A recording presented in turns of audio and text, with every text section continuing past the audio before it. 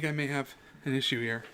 Hey everyone, welcome to the SP, the podcast for New Life Community Church. We're excited you could join us today. It's our first episode, so it feels kind of like a morning show. We're both here with our coffee. We don't really know what to do. We've never done this before. But we're calling it the SP because it's the New Life Studio podcast. That's it. There's no real reason behind that, and it's abbreviated. It's easier to say SP. And the Studios podcast, the concept behind New Life Studios is the plan is to have different types of media. Sure. That goes through it. And, right. We're just starting off with the podcast and giving people different resources. All sorts of things. So I'm Pastor Will. I am the youth, young adult pastor, but I have a heart for evangelism here at New Life. So, and this is my friend Monet. Tell us about yourself. Okay. So I'm Monet Noriega, and I am a former New Ager who became Christian. So I'm very passionate about sharing the gospel with people and the truth, and I am very excited to have the opportunity to do this. It's my joy to research and learn about the Bible and about Jesus Christ and how we can serve God, and that is me. Yeah, and it's awesome. I mean, coming out of New Age, you have a very unique perspective. Yes, I think I do. I was not raised in the Christian background, and so I have a perspective that comes from what's happening a lot right now in culture, with crystals and all the different manifesting, law of attraction. That's the life that I come from. So I'm really excited to share with people why I crossed over time and why that's not the way to go. Yeah, and in reality, maybe for those of you tuning in who are Christians, who are already believers, a lot of you may have been raised in the church, and because of that, well, maybe not because of that, but for you, for instance, Monet, because you were practicing New Ageism and you came over to Christ, you've had to dive deep into the scriptures. Like, yes. There was none of this, like, raised in a loving Christian home that you just were assumed Christianity. It was something completely different, and you've come in, so you had to dive deep. And that I want to just mention too, that because you're talking about some people can have a background in Christianity. When we talked about creating this podcast, a lot of what we spoke about was educating people, giving them information, not just people who are Christians, people who are not Christians, and people who are Christians who might not understand why they're Christians, why they do what they do, who might have sort of a watered down concept of being a Christian because someone told them so. I think part of our goal is to really help people understand salvation and the gospel and what that is. No, I agree. It'll give whether you're a believer or you're trying to figure out truth, you're trying to find truth in this world, because which is what I was doing. Apparently that's what everyone's trying to do, even though one of the worldviews says there's none. We'll talk about that. We'll talk about it. But everyone seems to be trying to find truth, and whether you're trying to find truth or you're trying to better understand the truth that you believe, which is the truth we believe, Jesus is the way, the truth, and the life, we want to give you the opportunity to better seek out understanding, to dive deeper. In the Proverbs, it says the beginning of wisdom is this: get wisdom, which I think is hilarious. So you have, in order to be wise, you should just get wise.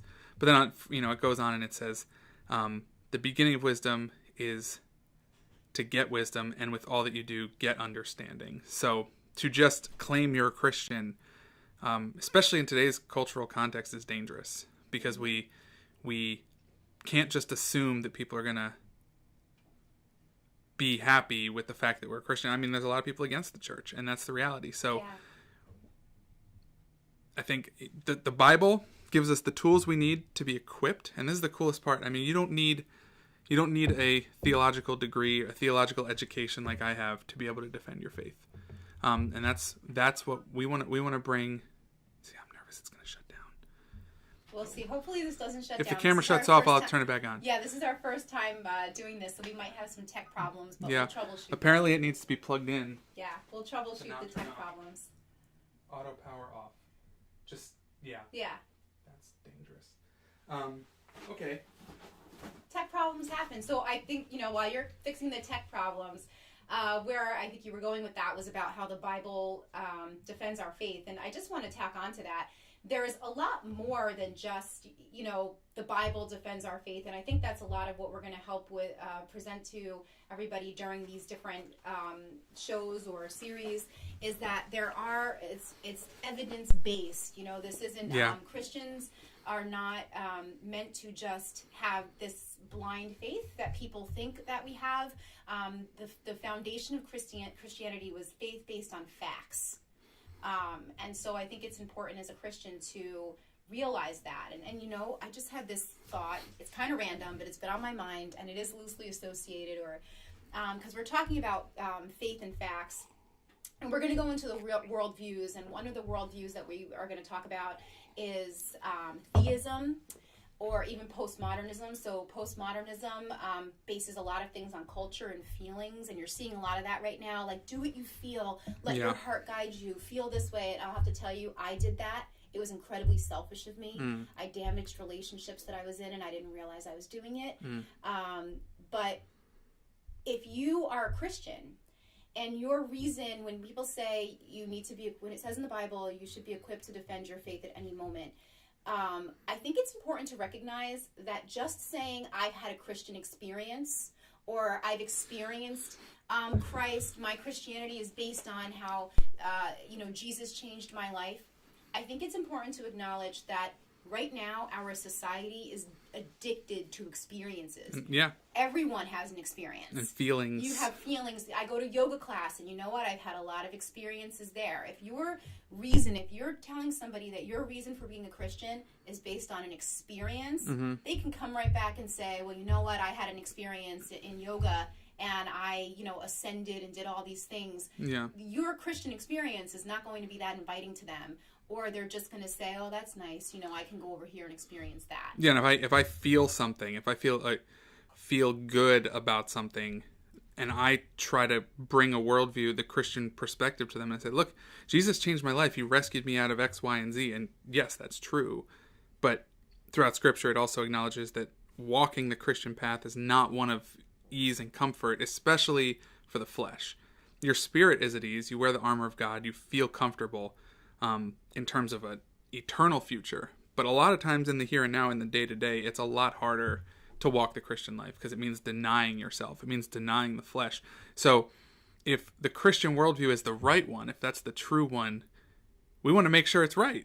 And as a Christian, to just say it feels good to follow Christ is, one, false, and two, a little worrisome if that's the way that we're approaching our faith as Christians, because we can't purely base our faith on how good we might feel on a given day. Yes, the Holy Spirit can make you feel good. It brings you joy. It brings you comfort and content. And I've been living in Philippians the past week because I'm preaching on it this Sunday.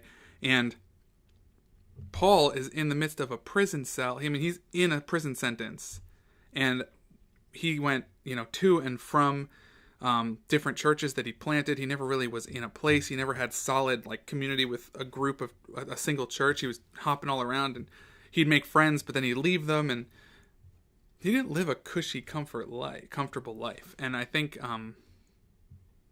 being a Christian requires more diligence than just feeling good about yourself, feeling nice. I mean, especially in this culture that's all about you and feeling good and doing what's going to make you the best you. And it's like, well, actually, let's take a step back and look at the Christian worldview, because as a church, if we're going to claim that it's true, we really need to make sure we're doing the research, because we want to share this with people. And how are you going to share something with someone to convince them, or to at least put that pebble in their shoe to help them start to get the gears turning to think, if all you're doing is basing it on feeling? So, what is a worldview?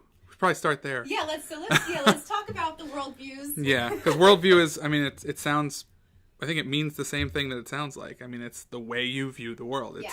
It's how your entire perspective on everything around you operates, and it can either involve God or it cannot. I mean, that's the reality.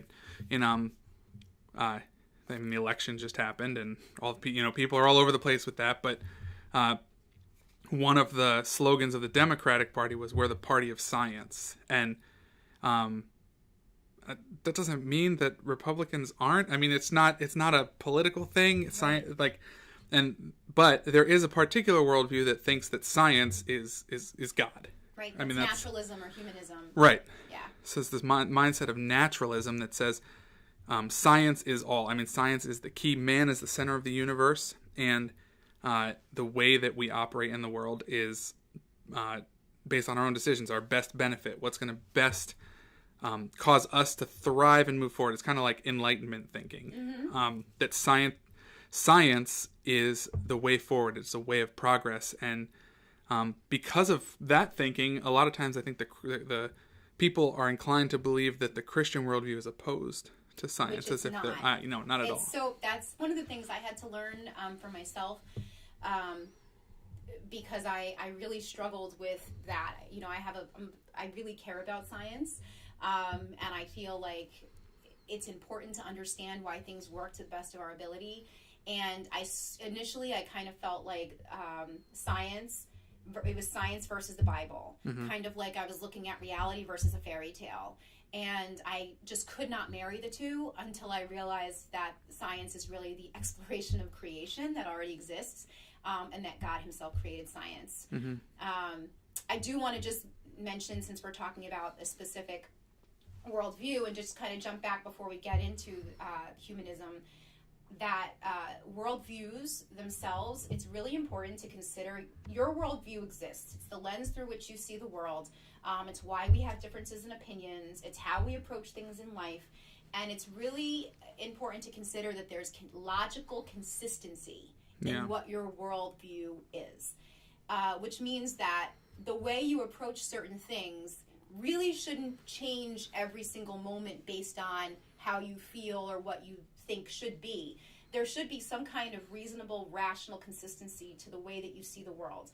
And a lot of times that comes down to, or every time to me, what you think the higher power is. If you think the highest power is our human development, that's the lens through which you see the world and the way you make your choices. If it's God and it's your view is theism, and I'm not even going to say Christianity, let's broaden it, then then that's the way you see things and you make decisions. When you pick and choose, things become very confusing and very vague. Unfortunately, I feel like it's becoming easier and easier for people to just say, I feel like this, I'm going to do that.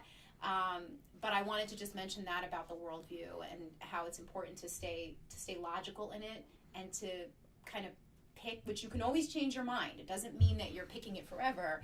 It just means that since you're learning about worldviews and we're talking about it, take some time to consider throughout your day how you're seeing the world, through which worldview you're seeing it. Yeah.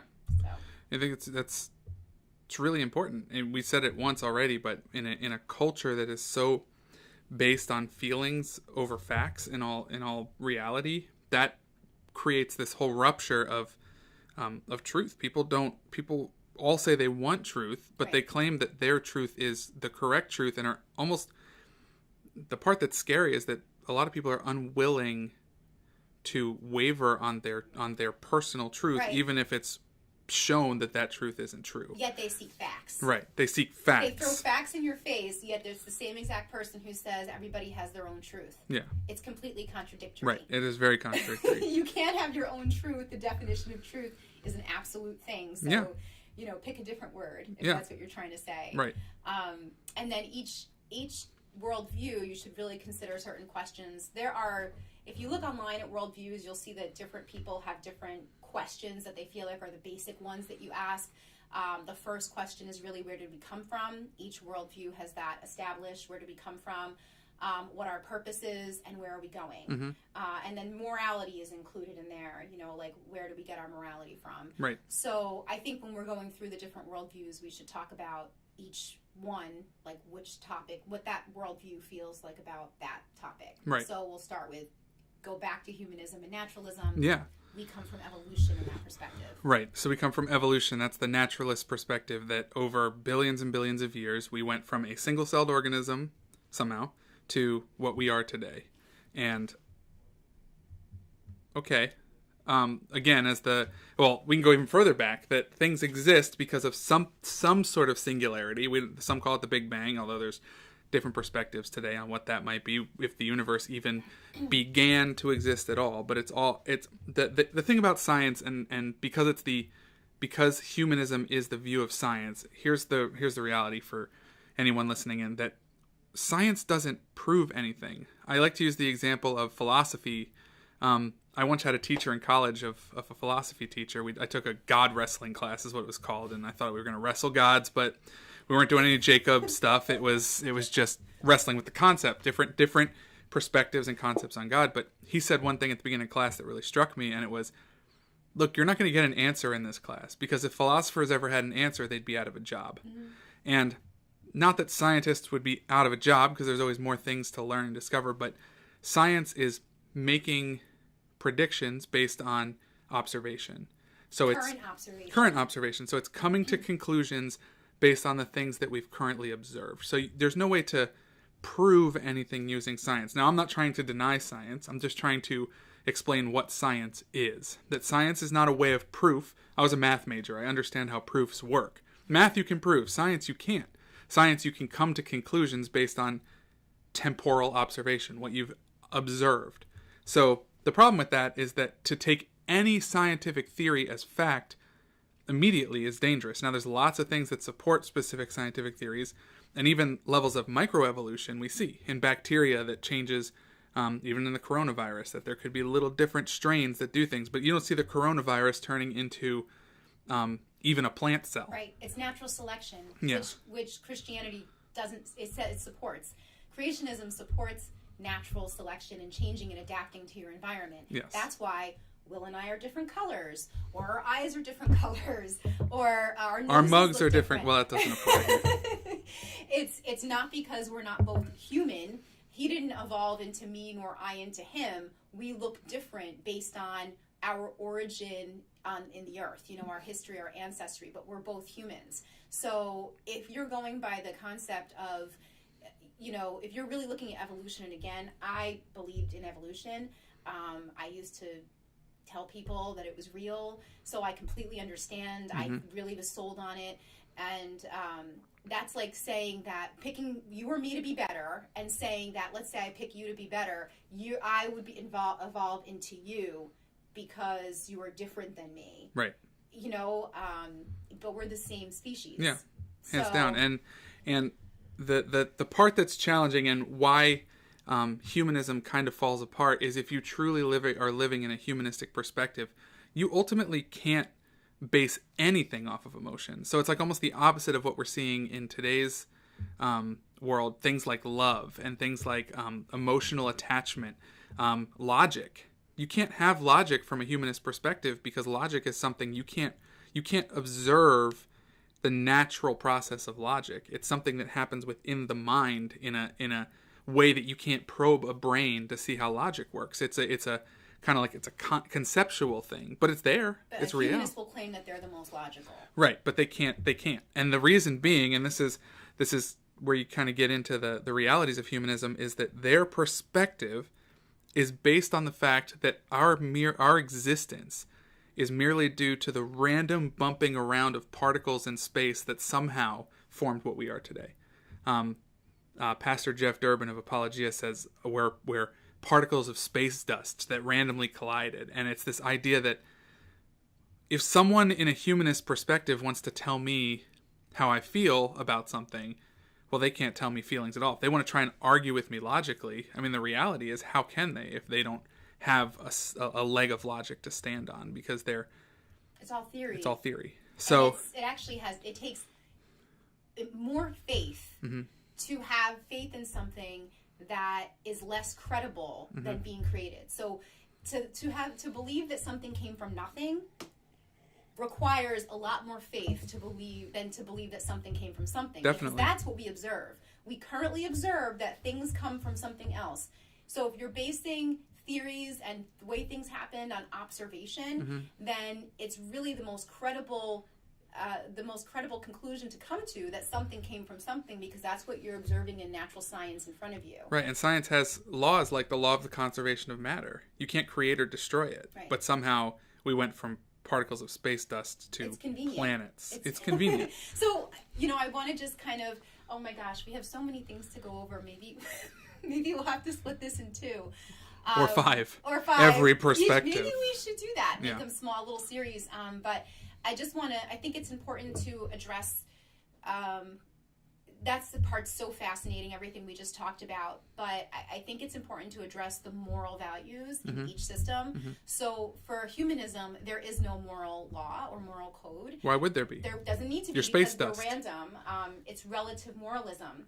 And I think touching on what relative moralism is really important, because I don't think people realize that it's so pervasive, and that's basically how we function as a society, is based on relative moralism. Which, put simply, basically means that morality is fluid. It's not. It's as Christians, we believe in objective morality, that there is a moral standard that exists within the heart of every human, and we find our proof of that in Romans 1, that God created people to behave a particular way, that God has a particular standard that he has laid out for people to follow. Thou shalt not murder, thou shalt not steal. Right, you find those in 10 Commandments, or in the 300 million laws of Moses, or it's like 600. more specifically, what Jesus says is love God and love your neighbor. Right. Everything's summed up in that. But there is a morality standard that exists across the board, and subjective morality is the concept then that it's fluid, that it doesn't. What you think is good is good. Yeah. What I think is good is good. The problem comes when what you think is good clashes with me, or it threatens me. Right. So if I don't feel threatened by what you think is good,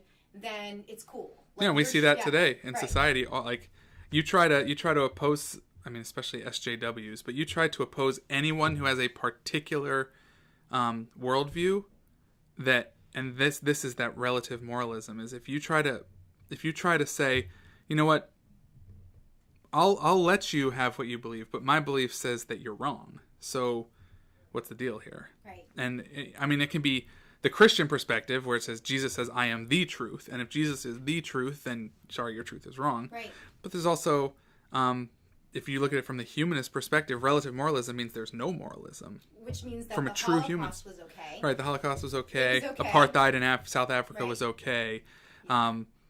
Honestly, any of the radical stuff that's being called out in the U.S. today is okay by a humanist perspective. And I think it's important to realize that when you're walking around like I was, saying your personal truth belongs to you and my personal truth belongs to me, what you're actually saying is you have permission to decide your own moral code. Yeah. If I really mean that, then I also should never protest, because if I actually believe that what your personal truth is what it is, then who am I to say that what you're saying is wrong? Right. It's extremely contradictory. You really can't say both things in the same breath, which people do. And then also to say something like, when you're saying your personal truth belongs to you, we use major examples like the Holocaust, because it's the easiest one to think of. Adolf Hitler thought that he was doing the quote unquote right thing by eradicating people that he saw as less than. So he was doing his own natural selection. Which is natural selection. Which by theory, if you're truly an evolutionist and you truly are a humanist and you believe that there's no relative moralism, which you kind of have to believe, because if you do believe that there's some basic human moral, you need to challenge yourself with the question is, where does that come from? Yes. Because if we came from nothing, why would we have any morals at all? So you're going to create a little bit of a dichotomy within yourself once you raise that question. But with what he did and what these major things that have occurred have done, if you sit there and say, oh, this was horrible and this was heinous, according to who?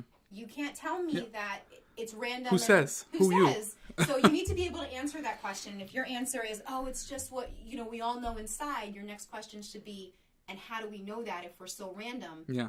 And even the it push a little further, sometimes people will say, well, cultures in different times and different places gather together, and it's what the masses deem to be moral is what's moral. And I mean, I would even push back on that and say, if you look throughout history, the people who thrive, the people who succeed, the people who find times of peace are the ones that are sticking heavily to the biblical objective standards of morality. And I mean, that's the reality. Not saying the ones who are the church, because there are plenty of times where the church itself has been awful and wasn't sticking to the objective moral truths.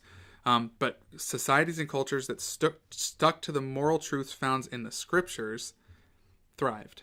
So there is something there. Is like, you could gather as a tribe of people living in the mountains, or you could gather as a group of people living in a suburb that is somehow not connected to a country or a nation, and you can come up with your own rules and your own morality. That doesn't make it the right morals. Right. And the majority of people, other than a select few people who are a little whack in the head, the majority of people, if they lose a family member who they care about, they hurt and they feel that pain because they know it's wrong. Right. And why would you feel that if all you are is random dust? Yeah. Why would that come to? Why would that evolve? And just to kind of, tie in the ending to that, like how it like what our purpose is we don't really have a purpose. Right. Or it actually shoots off into, so humanism, we turn our purpose into developing our own humanity. Yeah. So pushing forward, creating the most optimal version of humanity as possible. And then in the end, what happens when you die is nothing. Right. So you're really living. You cease to be. You cease to be. So if you're a person who's truly a humanist and you see yourself as a naturalist, so this is where we're talking about that cohesive, put together worldview, like being logical and consistent. If you're really a humanist and that's how you see things, if you're for science only, which again we talked about, like is kind of a convoluted statement. It's almost impossible. Yeah, but actually, it is impossible. Right. I don't know anyone who's if that's purely how you that live way. your life based on what somebody tells you for today and see it as fact, without any additional evidence, then you also can't call yourself an agnostic. And I meet a lot of people who are humanists or naturalists, and that's what they believe in those things. They say, I don't know whether God exists or whether he doesn't exist. And that's agnosticism. And if you're agnostic, then that means that you can't really combine it with humanism or naturalism, because if you're truly a humanist and you base things on science, then you have to decide that you do know whether or not God exists. Right. You cannot be an evolutionist and also question whether or not God exists. You cannot claim to be the same thing. Sure, yeah. So Absolutely. I think that's important to acknowledge. Like, it's not logical, it is not reasonable to call yourself an evolutionist, and then if somebody says, do you believe in God, to then say, you know what, I don't know, there might be something greater than myself. Right. If that's where you're finding yourself clashing, then maybe it's time to explore your perspective and what you really believe. Yeah. Because those two things together are like oil and water. Yeah, it's this, you can't be purely humanist. There's just, I don't know a single person who would claim to be even agnostic. I mean, they would claim agnostic, right. but by a real standard, it's like how those two things clash. And most people, there are a lot of people who are solid atheists who say, I don't believe in God. They're pure naturalists. Mm-hmm. The majority of people I meet who say that they're atheists don't actually consistently claim, I do not believe God exists. Right. And they'll also say, if you bring me proof that God exists, then I will consider it. But when you bring them proof, even if it's reasonable and logical, they will consistently, often, not always, because we have these amazing people who have come to Christianity who were former atheists, they will consistently strike it down. And it's usually because they don't want to follow a moral code. They don't want to believe that. They want to believe more in relative moralism, because then it's going to challenge what they think is right and wrong, and maybe put them in a position where they have conviction about something that they've done. Yeah. So just something to think about if you're a person who's a humanist or a naturalist, or if you find yourself, veering in that perspective or in that worldview, if you find that that's what you gravitate toward, just realize that if you do that, plus you say, I don't know if there's a God, or sometimes you say there is God, that you really have a split. You're being double-minded. You have a split within yourself. Yeah. And if you actually are seeking the truth, you need to sit and you need to question those two things and really pick a side. Otherwise, you're being irrational. And you need to be willing to. Yeah, you are being You're irrational. being irrational. Heavily.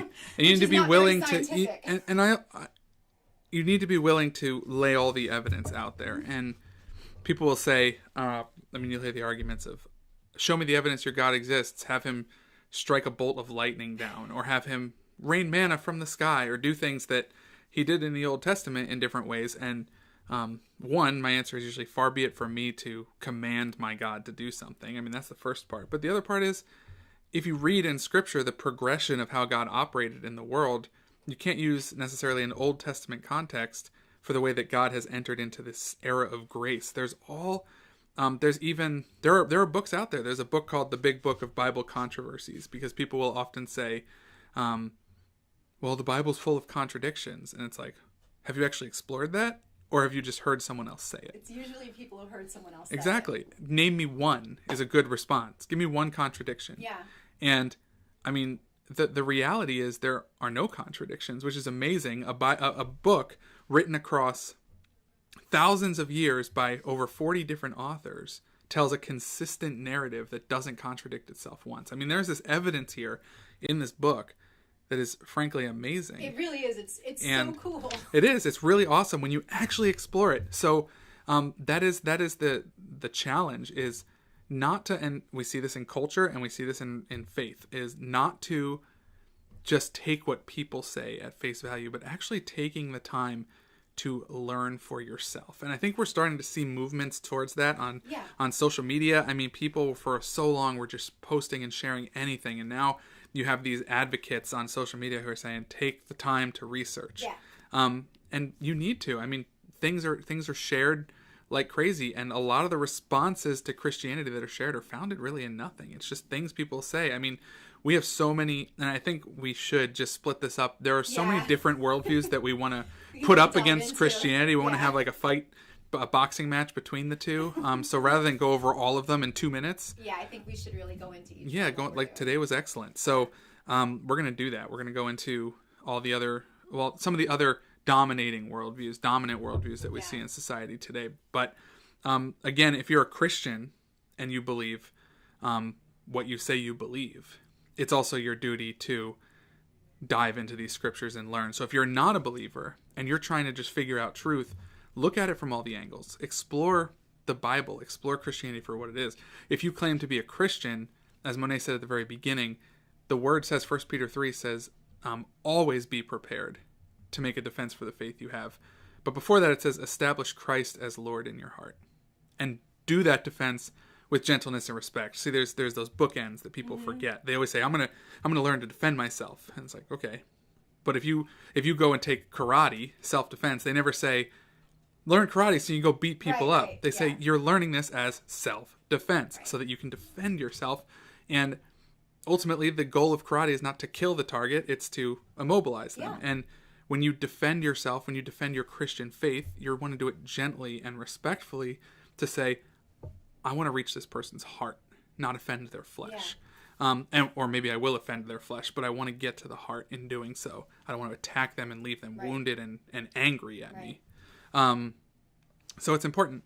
So we're going to go into those other worldviews. I think that's the way to do this. Yeah, I think so too. Because it's exciting to really talk about, each one. It seems like in depth, like just talking about humanism was great. Yeah. I just wanted to tack on to what you said about contradictions in scripture. Oh, yeah. I am totally one of those people who used to do that. And don't get me wrong, before I believed in God, I contradicted myself a lot. There would be times that I dabbled in Christianity. It was based on convenience. I did have I was drawn to it a little bit, but I saw it as many paths to one truth. Well, you were Unitarian. I was a Unitarian Universalist. So Christianity, what is that really? Yeah. I believed that there were many paths to one truth, and just to explore your whole life, and seek the truth but never find it. Essentially, that's what it's all about. Yeah. To so many people, is seek the truth but never find it. It's so delusional. But that's the world I was in. So I want to be clear when I say these things. I am coming from a place of, I had this personal experience, and I know, it's not just about experience. But I lived that life. I did that. I came to all of these conclusions about Christ based on really research and logic, because I realized that relying on my feelings was not working anymore, that it was damaging my relationships, my life. I did the whole being my own God thing, but I didn't realize that's what I was doing. But when you practice the law of attraction, that's essentially what you do. Which is Mormonism. Yeah, but I digress. I was going to talk about the contradiction piece. So that's one of the things I used to say. And I think it's important to use, again, to use the word logic, because that's what it is. Recognize that because the Bible was written over such a long period of time by so many authors, which is really incredible, how it all ties in, that these are people with perspectives. So you could read, two different gospels and they're describing the same thing, but it's because it's from two different perspectives. Sure. If you and I saw the same car accident, I'll describe it one way, you're going to describe it another way to the police officers. The police officers are going to know we were at the same accident because of certain things that tie in. But as an individual, this stuck out to me, that stuck out to you. It actually makes it more credible that they're a little inconsistent with perspective versus being perfectly on point. If you were trying to really manipulate somebody, you would make sure that your story was consistent with somebody else's. Yeah. You wouldn't be the exact same words. It's like when people who witness a crime get their story together first so they can go in and tell the same story. Yeah. Biblically, and this is biblically the law and American law is based off of this, that you make a judgment based off of the testimony of 2 or 3 witnesses. That is in the Bible. That's in the Bible. You did say that, it's in the Bible. People don't realize that comes from the Bible before we had those rules. So one person coming forward and saying, this is the truth, it might be, but you don't really have, how do you base your understanding or your reality off of that? But a second person comes and says, this is the truth, and then a third, and then in the case of the Gospels, a fourth. You have 4 witnesses all claiming that this is what happened. And even though the order or the way they wrote them, and part of that is understanding who they were writing to. That's a big part of it too. There's a whole other thing there. So even though the perspective they're writing from differs, the stories they're telling are the same story. And they're telling them from their point of view and to the people they're writing to. And you have 4 witness accounts of the gospel truth. That's more than 2. That's more than 3. You got 4. Mm-hmm. And it's fascinating. It's amazing. Really is. So, and one of them, Luke, wrote his gospel by going around to witnesses who saw Jesus and collected the information. That's fascinating. Mm-hmm. So he is not only a witness account, but is a witness account based on the account of multiple witnesses. So it is fascinating when you really get into the depth of what you're reading. So yeah, I think in the following weeks we're going to cover the other worldviews and kind of go up against Christianity with them and see who comes out on top. But yeah, keep that in mind as Christians or as seekers, anyone. We owe it to ourselves to really understand the truth. Yeah. And we want to know that it's out there, and it is, but it takes research. And you know what? Swiping through Instagram or going through Facebook or on TikTok or doing your social media thing or being addicted to the screen and not looking at anything beneficial, how are you going to claim truth? That just feeds that emotional drive and that addiction within us. So, yeah, let's do the research. Let's dive into that together. Any other thoughts? No, I think that was, that really sums it up. And I guess my last thought is, to really tack on to that the purpose of this is to really be informative. I have full confidence that if you're informed, and that you're seeking the information, that God will do the rest, that he wants to draw us near. And so I do believe that if you lay your cards out on the table...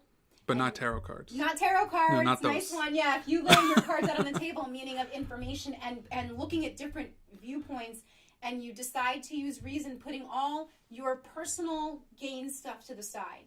If you decide to really look at the information, I feel confident that I'm not saying, you're going to be a Christian tomorrow or anything like that. But I do feel confident, that you'll at least begin to kind of question things a little bit and put yourself in a position to kind of rethink and reestablish what it is that you really do believe from a place of truly believing it, not out of convenience or not because it's what you're used to believing. In which case, if it's humanism, then I'm glad that you, at the very least, were informed on different levels and you are totally confident in that. Yeah. I think it's important just to have the information. So being a person who wasn't a Christian, I think if you're a person who is a Christian and you're listening to this or watching this, please consider sharing it with somebody you know who isn't. Because I myself know what it feels like for people to try to get me to become a Christian. And I wasn't buying it. I didn't feel like there was only one way.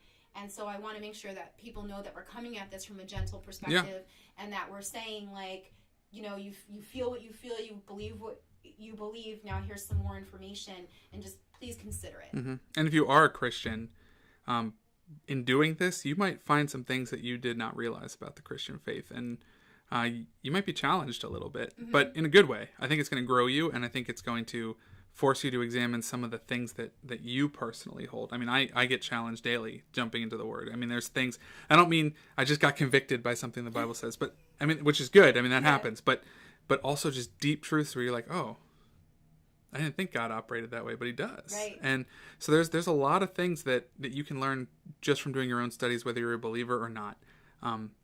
But I think we all owe it to, if you're a Christian, you owe it to the Lord. But if you're not a Christian, you owe it to the society you live in to really examine the truth, because that's the path forward. Yeah. So, yeah, we'll catch you next time. Yeah. Sounds good. Yeah. Thanks for joining in. Awesome.